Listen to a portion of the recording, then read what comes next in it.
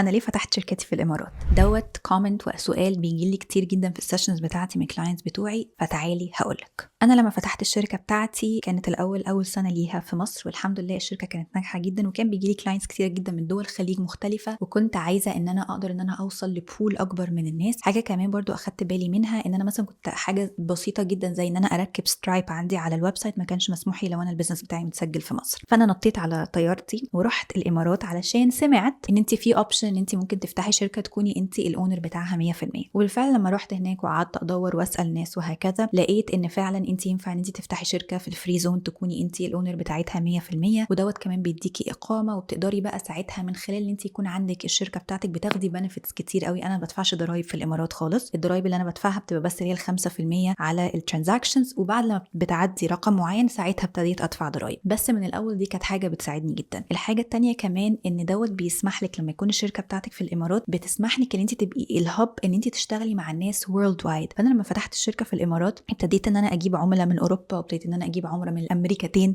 وهكذا، وكان الموضوع سهل بالنسبه لي من خلال التعاملات البنكيه، وكمان من خلال الثقه بتاعت الناس ان الناس ما بيكونش عندها مشكله في التعاملات مع بعض. فالحته دي كانت بالنسبه لي مهمه جدا in terms of scaling بتاع البيزنس بتاعي. هل كنت ينفع ان انا اعمل الكلام دوت في مصر؟ انا بصراحه ما اعرفش عشان انا ما عملتوش وانا في مصر. however انا اعرف كلاينتس كتيره جدا عندي في مصر عملوا كده من هم في مصر، بس ده كان ساعتها القرار اللي انا اخدته ساعتها، وخلاص كانت الشركه ابتدت وفتحت والدنيا مشيت معايا فانطلقت فيها. فدوت باختصار انا ليه فتحت شركه في الامارات. لو عايزه تعرفي تفاصيل اكتر ازاي عملتها وهكذا، هتلاقي ان انا عامله لك يوتيوب فيديو على قناتي على اليوتيوب، روحي اتفرجي عليه هيساعدك جدا في كل التفاصيل. لو عايزه الفيديو دوت روحي على الرابط اللي عندي في البايو، وروحي على قناتي على اليوتيوب وهتلاقي الفيديو.